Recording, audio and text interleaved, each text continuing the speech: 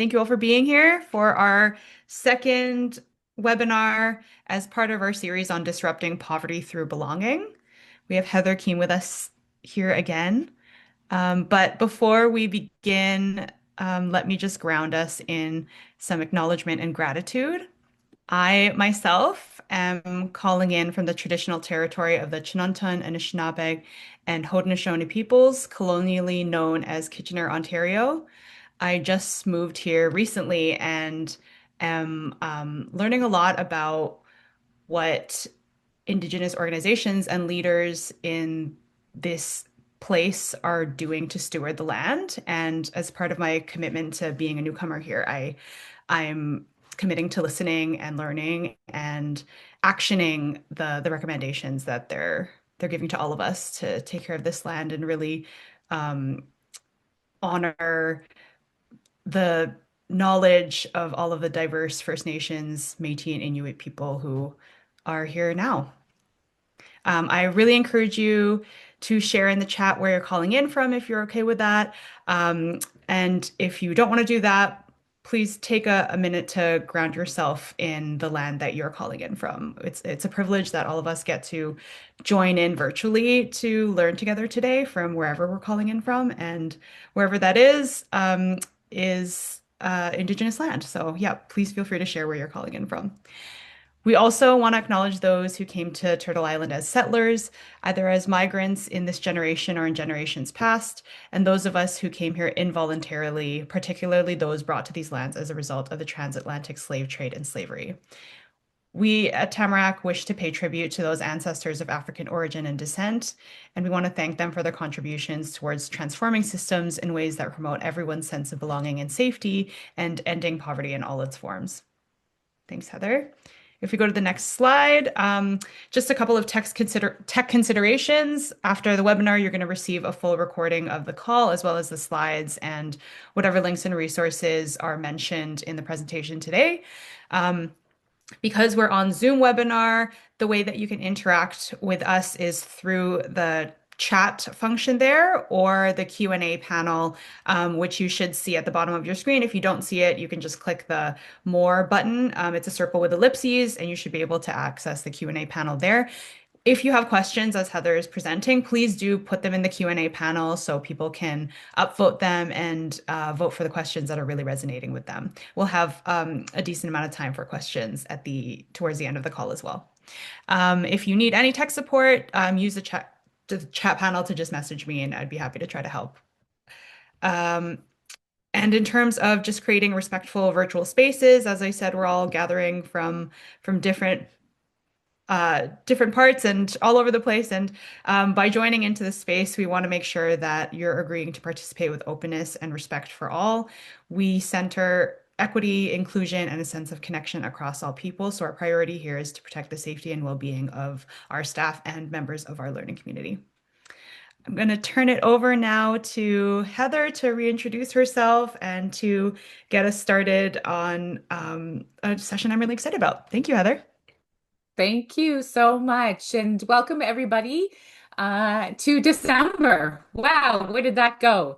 I just wanted to introduce myself. I'm a mom of three teenage boys. I'm a wife, and I'm a rural gal. I have lived in the country most of my life, and that is where I feel at home and at comfort. I have 23 years in community development work, where 13 of that is in public health, and 10 years at Tamarack Institute, where now I am leading the asset-based community development area here at Tamarack, and so excited to be with you all today. So I just want to ground us. This is a part two session, and the last session we spent some time on discussing what is belonging and why it's important to our poverty work. We also introduced asset-based community development as a way of building belonging to reduce poverty. Today, I want to spend about the next 20 minutes focusing on the now what.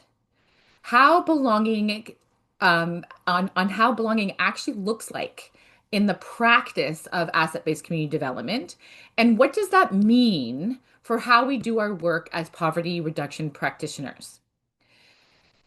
My thinking is that we need to shift from theory to practice. And when we make belonging visible and measurable, I believe that it becomes one of the most powerful interventions we have.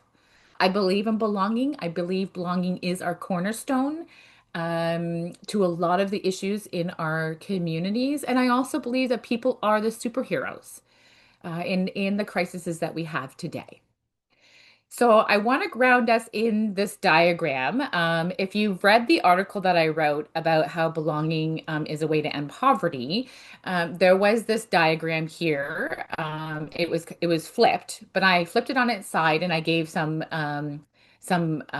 description to it. And so, belonging means being an active co-owner of community. It's a feeling of being emotionally connected and part of something that's bigger than ourselves. So, when communities work together to build belonging, people find their support networks and their supports. They build a sense of purpose and find their pathway out of poverty. So we need to think about belonging in these three ways. Micro, it's our relationship with family, friends, our peers, our neighbors, the people who are in our communities. It could be the person at the convenience store. The meso, which is the neighborhoods and the community spaces where we connect. And then the macro, the systems and policy that shape how inclusive our communities can be. So I say community is the container where belonging happens. The places, the relationships, and the structures where people come together to get things done. A strong sense of belonging improves the health and well-being. It improves confidence. It improves quality of life.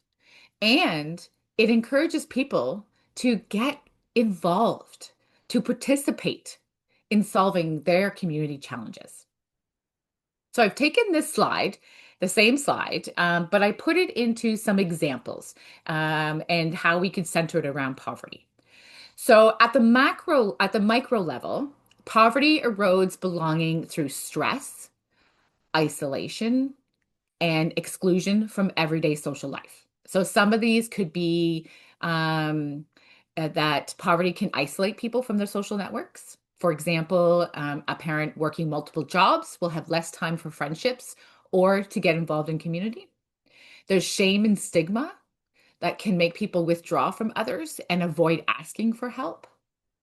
When we can't afford transportation or social activities, our connections shrink and reducing both belonging and well-being. So belonging can be rebuilt through strong relationships and social support. At the meso level, it's the design and resources of a neighborhood and how the design and resources of a neighborhood shapes how easy it is for us to connect and to feel a sense of belonging. So it could be where neighborhoods with fewer public spaces, safe parks, gathering in places, it makes it harder for us to connect or for people to connect. I had one town hall or city hall remove all the picnic tables, all the benches from the green space outside, so people didn't connect. And so that's an example of a way of reducing connection and belonging. Um, it concentrated poverty. So when we concentrated poverty, so I'm looking and thinking of social housing and neighborhoods where there's a high rate of poverty. It can lead to underinvestment in the community and infrastructure. And I have a book here. And if you haven't read it, it's called Places for People by Eric Klenenberg.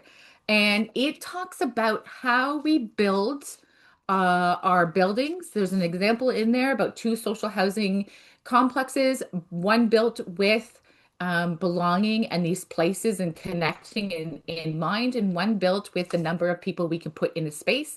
And it actually shows the different dynamics of the two. So strong community spaces and welcoming programs, shared activities can counteract the isolating effects of poverty. And then the last one is macro. This is the systems and policies. And at the macro level, poverty is shaped by the systems that decide who has access to opportunities. Building belonging means shifting power, and ensuring that people and communities experience poverty through design and programs and policies that affect them. And so we know this. We know that the systemic inequalities, such as low social assistance, unaffordable housing, some limited childcare, these keep people trapped in poverty. And then the top-down decision making often leaves those with lived experience out of policy design, and reinforces disconnection. We also know the colonial legacies, racism, and inequality in the funding models create long-term exclusion, and keeps folks in the poverty cycle. So belonging isn't just about feeling connected, it's about being included in the systems that shape our lives. So poverty weakens belonging at every level. At the micro level, it isolates individuals. At the meso level, it fragments neighborhoods. And at the macro level, it reinforces inequitable systems. So today, our challenge, and yet also our opportunity, is to build belonging across all three by strengthening relationships, designing inclusive communities, and transforming our systems. And I know I probably haven't said anything that you all don't know, but I really just wanted to ground us that our work in poverty should focus on building a sense of community belonging. So my mantra, my saying this year is old ways will not open new doors. And so these next few slides that I'm going to show you, I want to open up your thinking. I want you to broaden the views that you have and challenge some of the old ways and the old thinking, and hopefully inspire you just to try something new, and center belonging in your work. So we talked about asset-based community development last time, and I just wanted to ground it a little bit more. So we're going to start here. So asset-based community development, or ABCD, gives us a roadmap for belonging. It begins with the belief that everybody, no matter who or where you're from or what you are or how old you are, everyone has a gift, an asset, a knowledge that can contribute to their communities. And when these are contributed, our communities are stronger and we're more connected and we can mobilize together. So too often, our systems work to and for people rather than with them. So what I love about ABCD, asset-based community development, is it's flipping our script. It helps us to move from a focus on what's missing to a focus on what's strong in our communities. And I use the saying when we go grocery shopping, most of us will look in our cupboards to see what we have, to know what we don't have. So it's helping us to focus on what do we have so we know what we don't have instead of knowing what we don't have and not knowing what we have. So let's think of ABCD as this table. This table is where the people, the clubs, and the groups, the associations, these are all those people who do things that are unpaid, are the productive units that set the table, that pick the food, thus creating a sense of belonging. So when you find what's in your communities and you connect them together, those are the placemats. And the placemats are people working on the things that they want to change in their community. It builds a sense of belonging, that community belonging. And the role of the legs, which are the organizations and the businesses and the governments, and the not-for-profits and the for-profits, It's not about being an equal partner, but rather a supporter of the work that is done by the people and the clubs and the groups. So it's supporting the legs, support the top of the table. And no matter how hard the legs work, they cannot do many things that only people can do. So when you look at this table, the people on the top of the table have to trust and need to trust that the legs will support them in their work. And it takes time and consistency for the trust to be built. So at Tamarack, we say that this work moves at the speed of trust and relationships. So an ABCD world is about shifting the focus to where people are the producers of the purpose and aren't the consumers of programs and activities. So belonging grows when people are connected, when their contributions are recognized, and when they feel ownership in shaping the future of their communities. And this is when we start to see measurable change, not because of a new program, but because relationships change the conditions. So, how do we do this? Let's take a look at this image. And I actually just created this image this morning because I was thinking about our way forward. And we're like, yeah, we're creating a sense of belonging. We are inviting people to our table. Okay. Um, so on the left, we see in the idea of inviting people to our table. And when you see it as an image, you're like, oh, for me, anyways, I was like, oh, so the idea of inviting people to our existing decision-making tables, this is what many of us we do. Um, we identify a few people in the community, we invite them into our spaces, we participate in our to participate in our processes, our mandates, use our language and our systems. And this is coming from a good place. This is coming from us understanding that we need to open up and we need to be inviting people in. Um, but the rules and the structures and the power stay the same on the left. And so it's a rather of us fitting in than we truly belong. So belonging isn't about inclusion into an existing structure, it's about co-creation. And so on the right side, it's actually about creating a new table.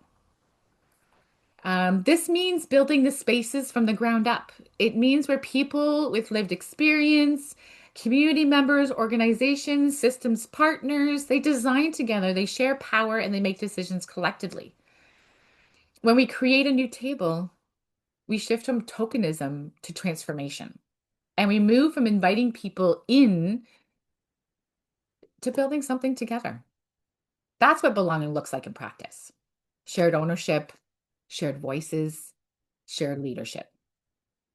And so the other thing we need to do is we build our tables. We have to understand roles and responsibilities. And to explain this, I've got a story. I was working with a group. And it was a group that was mandated, not mandated, it was a group who came together to form a poverty roundtable. Um, and they really struggled to keep this roundtable going, and it folded. And after doing some reflections, realizing that those who sat at the table were mostly organizations and government and institutions and the not-for-profits, and they were needed at the table. And they came together, they made decisions, but the struggle was their mandates were really about serving people more in the urgency. And so when they left that meeting or that table and went back to their work, they got so into what they had to do that nothing moved forward with this roundtable. And so this is where I came in and say, hey, how could we create a new table using the ABCD approach and lens of rebuilding? And so we went into the community and we hosted listening conversations. We did about six of them. And what we learned was, I'm going to say mind blowing. And it wasn't mind blowing in terms of new knowledge, it was more mind blowing in terms of, oh, you know, we knew this. we just didn't practice it. And so we learned that what community resonated most with was not the deficit way of explaining poverty. It was the hope and the possibilities of talking about poverty.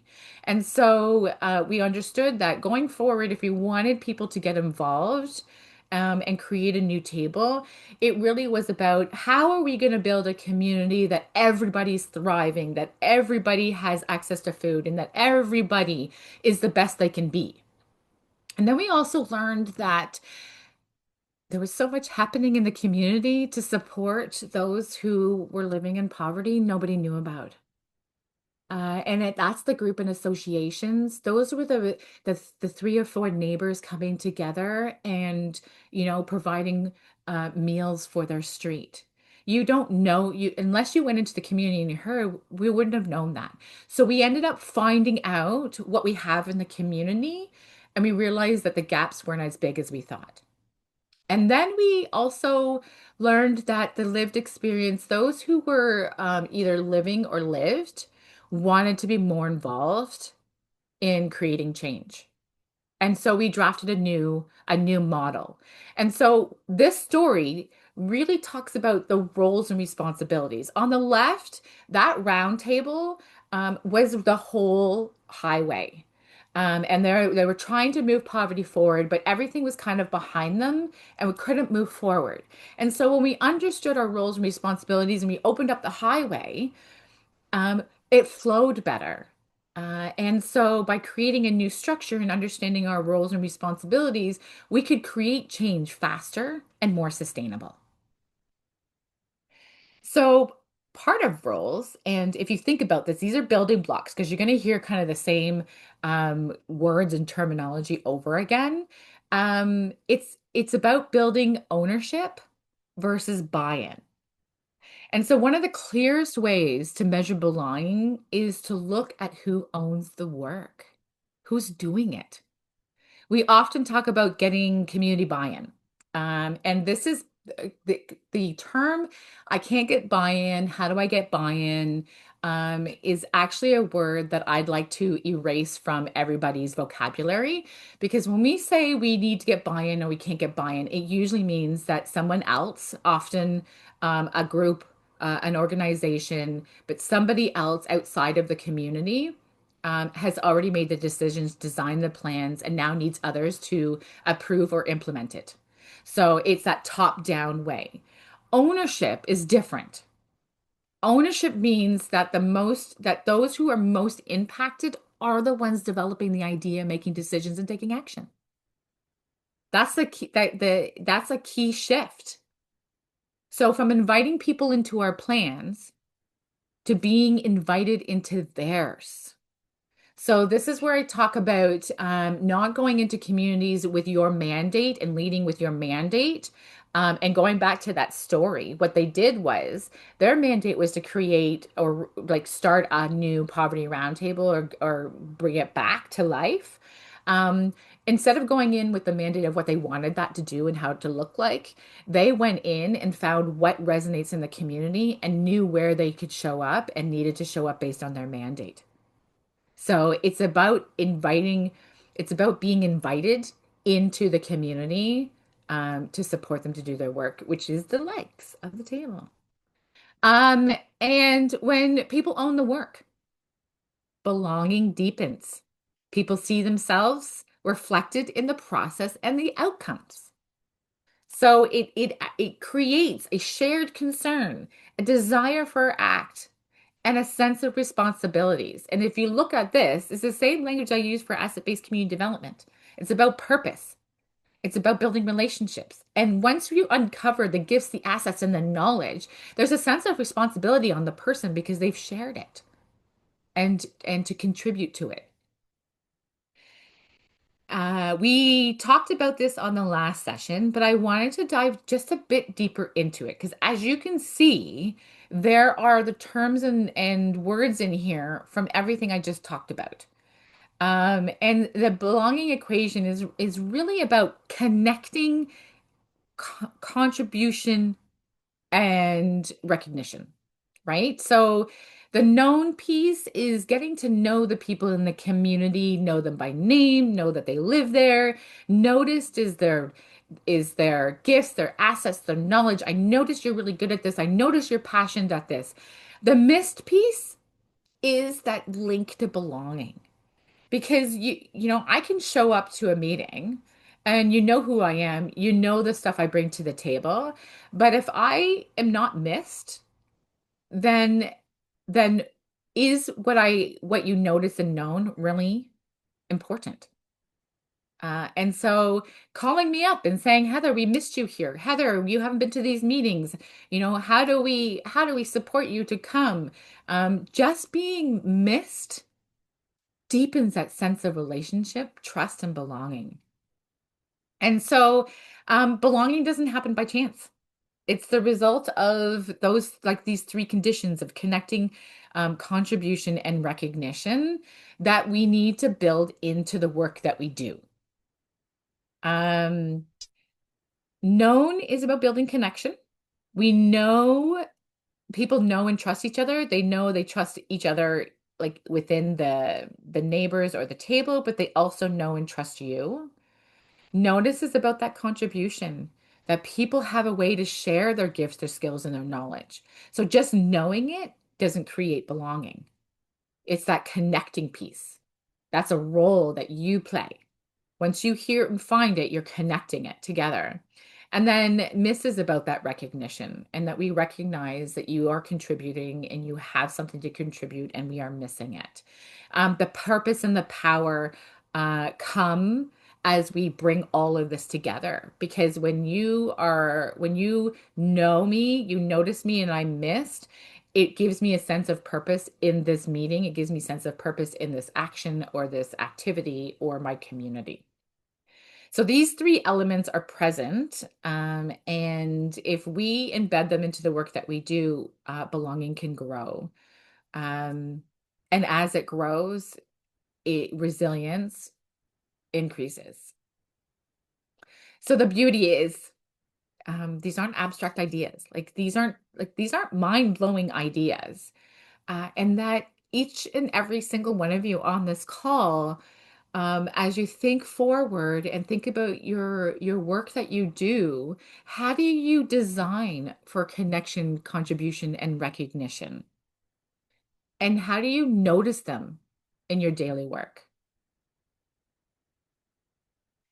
We talk a lot about power, and recognizing all power. And so there are two types of power. There are the informal power and the formal power. And most of the programs and activities, and the tables that we have created are really about that formal power. And so, I don't know if you noticed, but I introduced myself as a mom of three teenage boys, a wife, a country gal, and my experience in community. I did that on purpose because that's my informal power. And my formal power is what I did at the end was my education, my titles that I have 10 years at Tamarack and so forth. And so what I love about asset-based community development and a way to go forward and how we can shift power is is balancing informal power and the formal power. The other part is also about recognizing the involvement of community. There are times where recipient and information involvement is necessary. It's when our goal doesn't match the involvement. And so I'm going to use public health as an example. We do not want people in control of immunization. We don't want them to determine the size of the needle, how much and where it goes, etc. That needs to be down at the recipient and the source, maybe where the clinics could be, etc. But a lot of the poverty work that we do, is it meant to be at the bottom of the ladder? How can we shift the way we do our work, and go up the ladder? And this is just a reflective tool, for you to say, okay, as we start this program, what is our goal with those who are involved, the participants? and then plan accordingly to that instead of trying to think afterwards. So, um, most of our systems, the power flows one way. Professional holds it, and communities receive it. Asset-based community development helps us to see that everyone has power, but not everyone is invited to use it.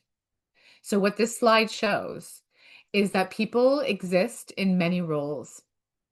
And our goal is to support people to move towards an in control and as advisors. That's the real so what of belonging. It changes who gets to act.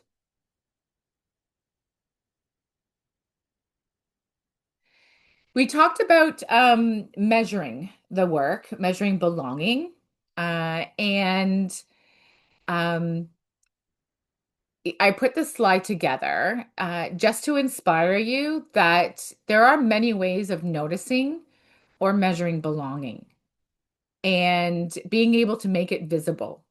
So at the connection level, we can track how many new relationships we made or how many connections or bridges did we make.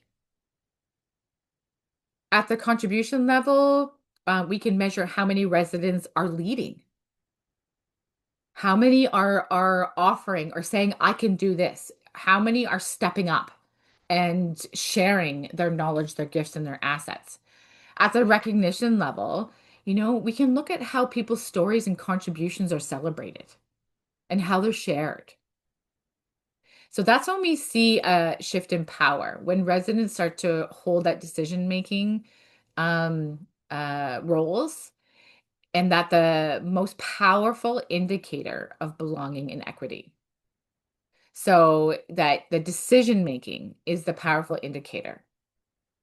Belonging doesn't always show up in data points. Sometimes it show up in people showing up for each other. So it's that connection and sharing their gifts, their assets, and their knowledge. So I'm coming back to this because I really believe that belonging is the cornerstone. Um, if you haven't read it yet, there's a book by Kim Samuel called On Belonging. And this is where I got my most of my inspiration and this cornerstone inspiration in that when we focus on belonging and the positive side of loneliness and disconnection, we can see the purpose, connection, community, voice, relationships, and volunteering. And even our measurable, our metrics, I mean, sorry, even our metrics will be shifting to more of a positive way. And so um, when we center belonging, we see poverty differently. We stop defining people by what they lack and we start recognizing what they bring. Economic poverty is real, but social poverty, the isolation, the exclusion, the disconnection is what keeps it in place. Belonging interrupts that cycle. It builds a social infrastructure that allows communities to thrive and sustain economic progress. I worked in a community, and when we asked them what their hope and possibility, and it was in a social housing neighborhood, we asked them what their hope and possibility, and one of them was to end the stigma of living here, to end the stigma of poverty. We can't program our way out of poverty. I like part of the article, and we did a webinar with former Mayor Lisa Helps, and I added that conversation with her. I was like, wait a second, we got to stop programmatizing community. We can't program our way out of poverty. We have to belong our way out of it. So just to kind of wrap up here, I want to leave you today with inspiration, hopefully an uh-oh or a gut feeling. And I invite you to think about this question. What would it look like if belonging was the starting point of every poverty reduction strategy and not the outcome? So that's all I have for today. Thank you so much for all of you who are doing amazing work and building community and creating change. Um, and I want to just say, keep it up. But remember, old ways won't open new doors. So what's your new way? Thank you. Thank you so much, Heather. I invite folks to have a look at this question and take a few minutes. If they're open to sharing or willing to share, please do pop some answers into the chat. We would love to hear about what is emerging for you with this question. What would it look like if belonging was the starting point of every poverty reduction strategy, not the outcome? Heather, I know you and I have talked about how community engagement in and of itself it is a way to build belonging rather than having that process lead to an outcome, like it is the outcome in and of itself. Um, Yeah. are there other, I'm thinking of how challenging it might be for folks to change, like what you're talking about is a shift, like it's a Yeah. shift in approach and mindset in how we're doing the work that we've been doing for so many years. And Yeah. I'm wondering how we use an ABCD approach or this type of approach, the belonging equation, to bring in people or speak to the assets of people who are maybe unwilling to shift their minds in this way or aren't there yet for whatever Yeah. reason. Like, do you have any advice about that or examples or just anything to share about that? Yeah.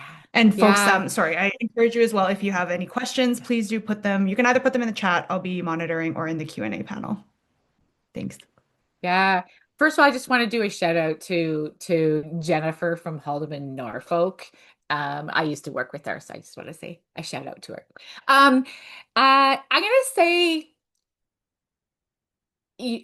so engagement is a process, and it's something that we're constantly doing.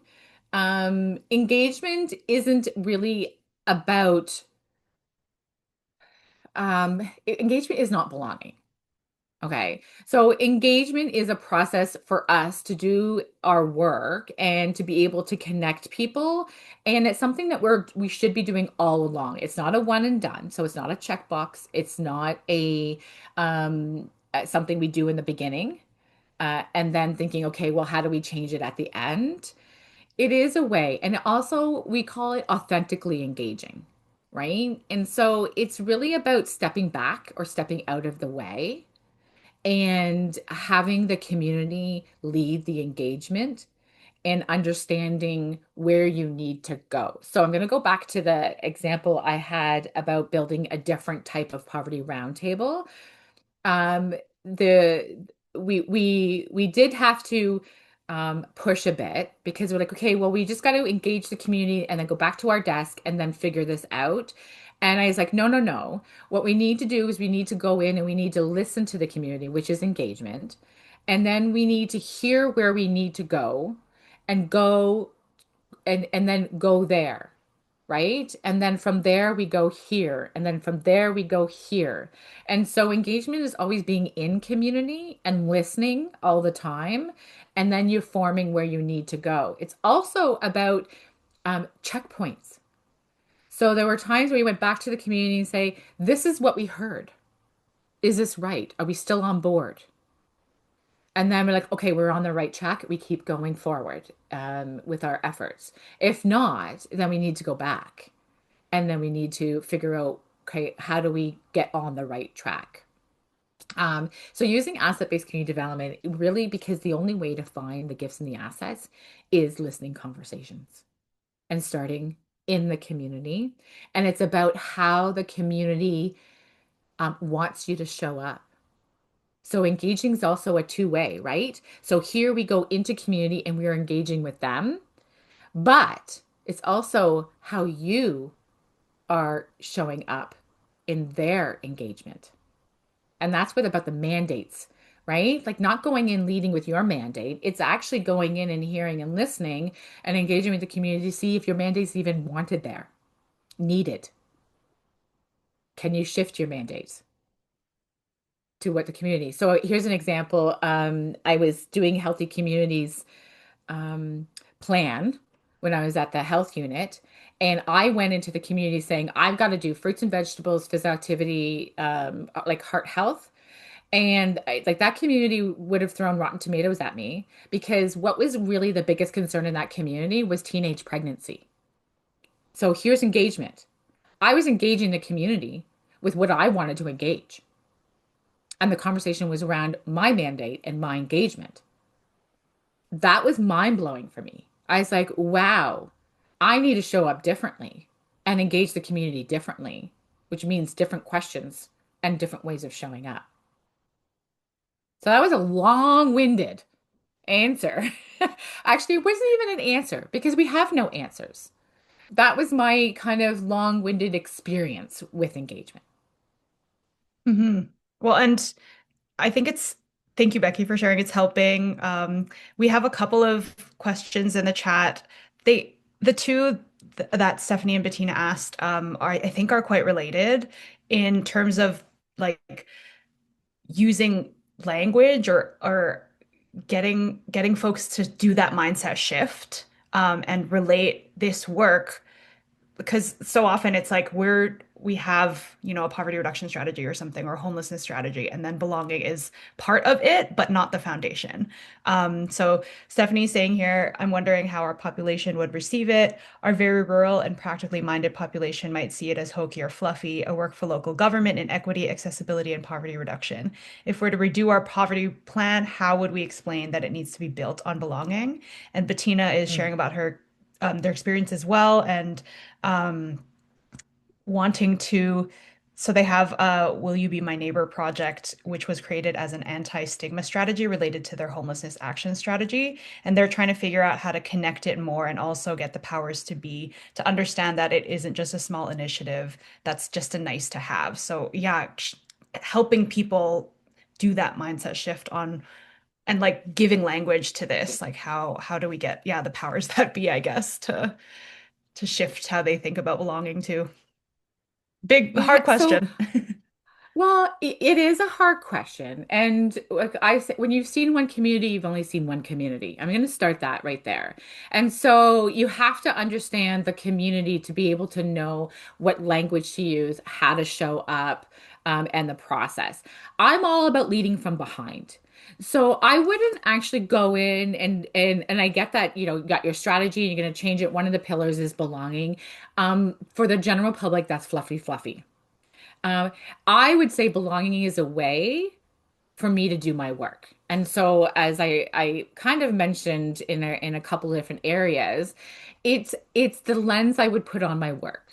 So, how would I go about the work that I need to do where I'm building connections and belonging?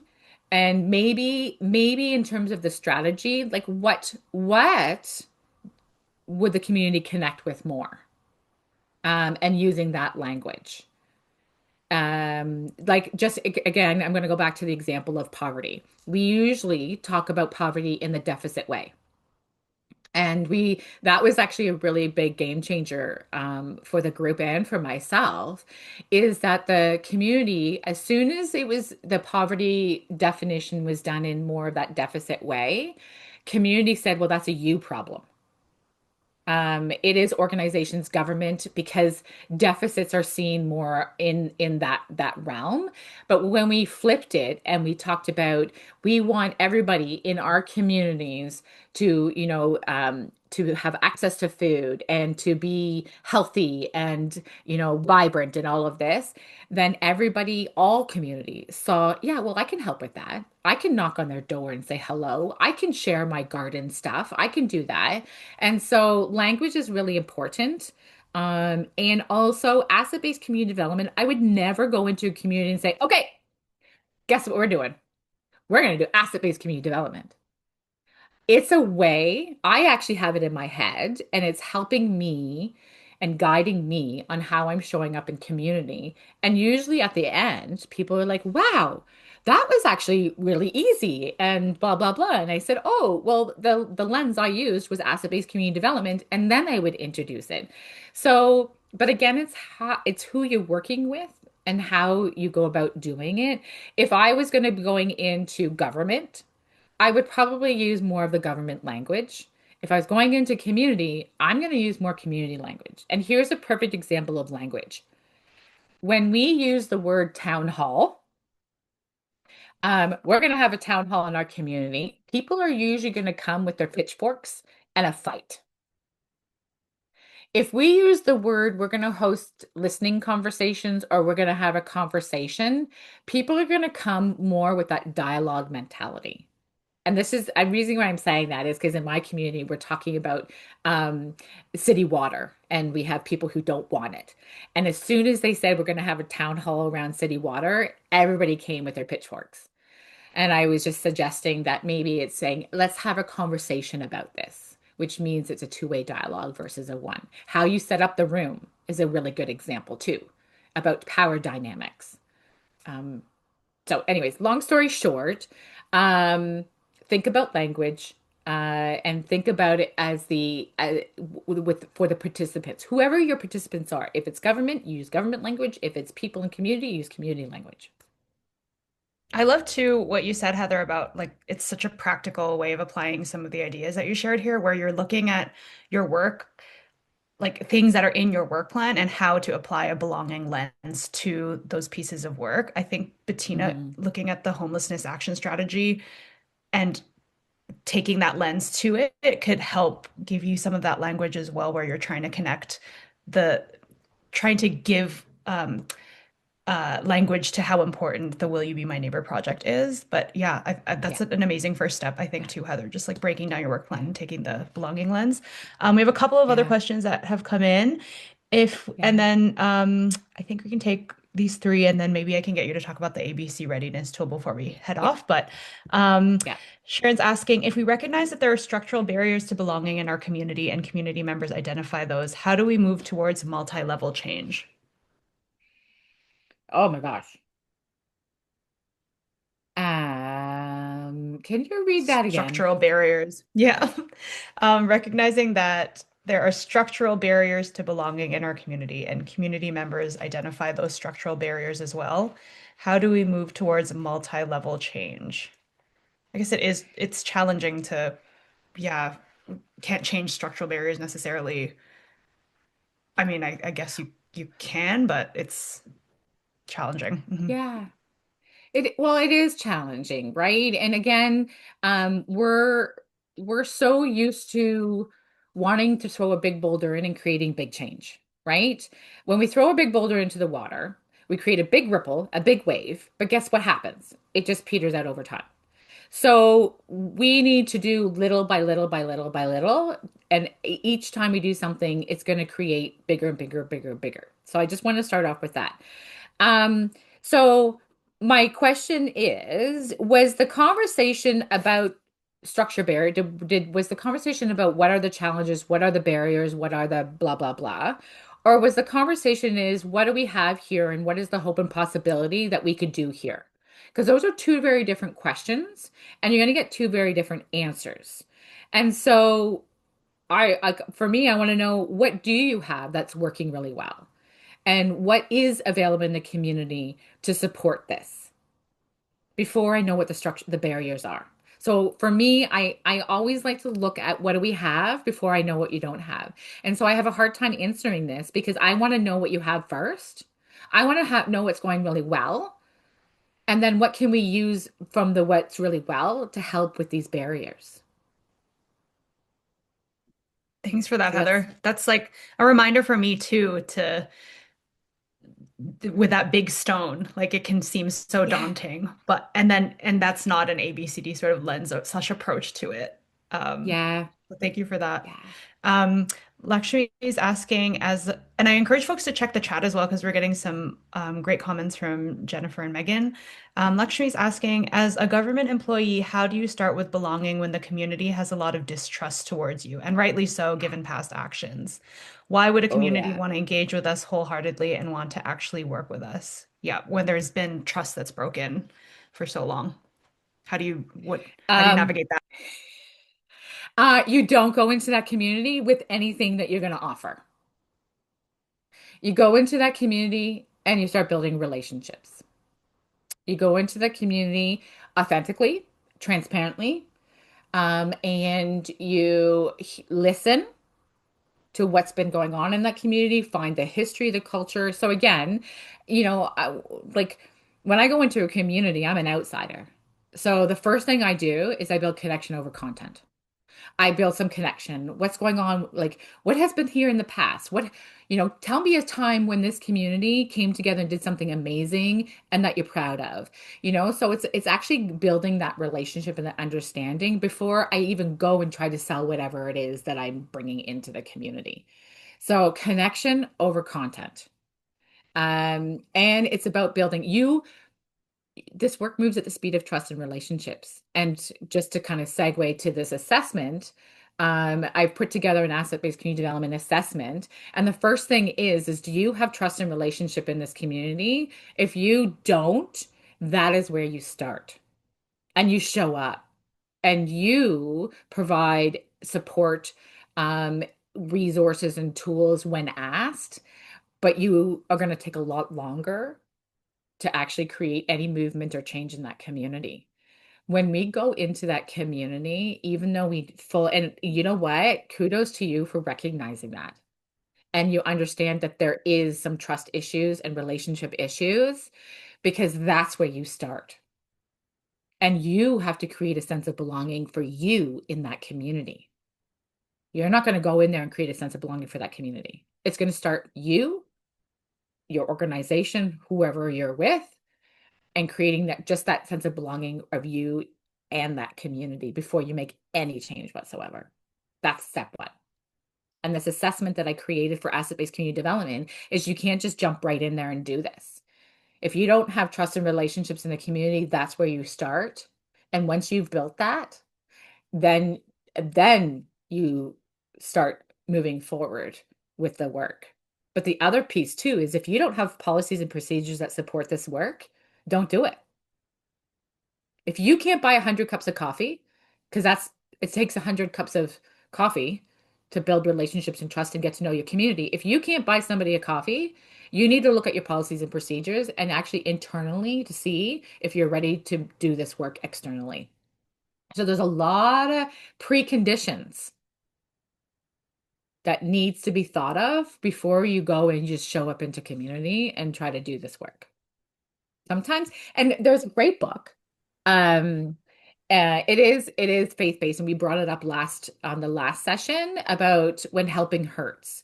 And we really want to do this work, and we're in our hearts of hearts. Like I bet every single one of you on this call, your heart is this big, right? But we have to realize that sometimes we're a hinder or we're a hurt to the community. And I recognize that when I was a municipal staff person trying to lead a group in community change, and they had to abide by my policies and procedures.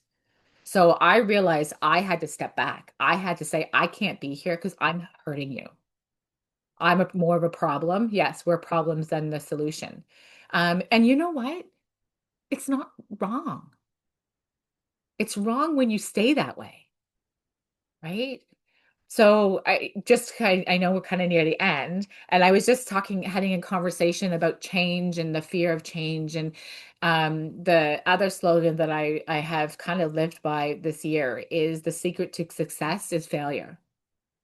So if you want to be successful, you need to actually take a step back and hear and reflect on where are the things that I'm not doing very well. I need to change. Where do I want to be? How do I be that? Because that's where success comes from, is that reflecting. And as Becky would said, we are the problem. We are the problem and the solution. By actually saying that, you're making that step forward. Thank you so much, Heather. Something emerging for me in what you said too is the relationship or the difference between relationship building and engagement and Yeah. how different we can approach those things.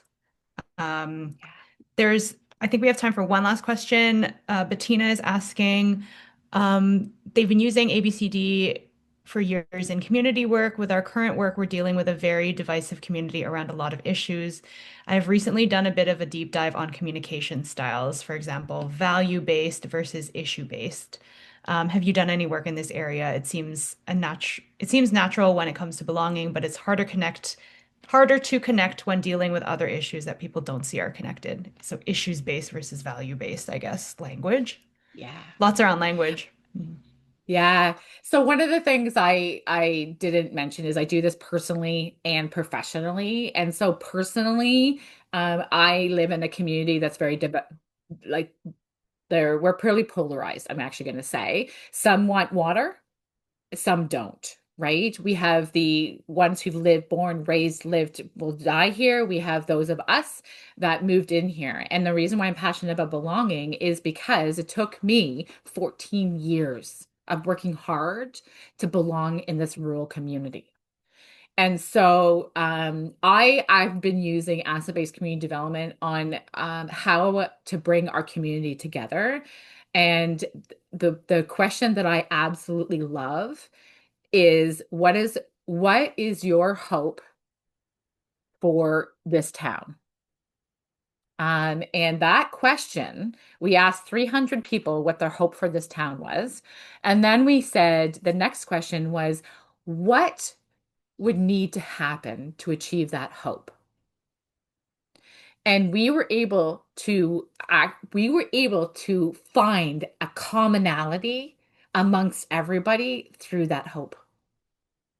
Because when we focus on the negative or whatever the issue is, they're so deep in their issues they can't quite see the future. And actually sometimes I say, what is your hope for your grandkids in this community or for your kids in this community? So we're moving it from a you to a we. So that's just one little tip or trick, and that's part of the asset-based community development, part of the questions and the power of hope and possibility versus the deficit. What's missing here? What do you see are the challenges? You can see how that leads the conversation into a very could be polarized conversation, where hope and possibility leads us all into almost the same way of the future. That's amazing. Thank you so much, Heather. And if folks are interested in ABCD, we'll Yeah. share some links. We'll share Heather's information as well. She does a lot of consulting, which is awesome. And the ABC Readiness tool will also share about as well if folks Yeah. want to use it to figure out where they're at in their Yeah. communities and in their own work. Um, Yeah. yeah, thank you. Bettina, Yep. I was just going to say, Bettina, if you've been using ABCD for a while, I'd love because this assessment is draft. Because I really feel like we just jump right into it and we can actually do more harm than good if we do that. And so if you've been doing that, like I'd love to hear thoughts about this assessment. And this is for practitioners so that you are ready and builds your knowledge and actually builds your chance of sustainability and success in this work. Yeah. Awesome. Thank you. Yes, if folks have thoughts, especially if they've been doing ABCD work or are starting to, please, Yeah. Heather would love to hear. We would both love to hear. So please do Yeah. be in touch. And thank you so much again, Heather, for all of your wisdom and Yeah. expertise and just sharing so openly. And thank you to everyone who joined today. Have a great rest Yes, of the thank week, you. everyone. All Bye. right, bye.